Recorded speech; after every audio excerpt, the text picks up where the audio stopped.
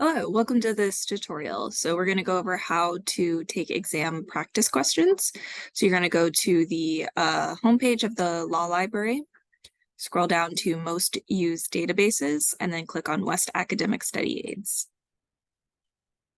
Now you're going to want to sign in using your UDC email.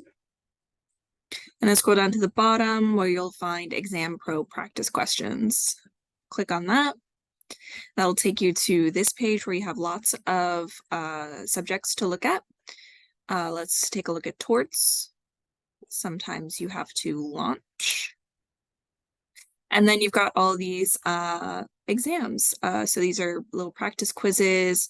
There's 12 chapters. Each one has, let's see, 52, 20, you see.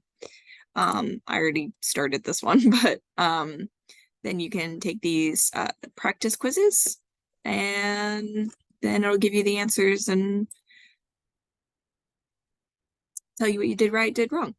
So that's for exam practice questions, and happy studying.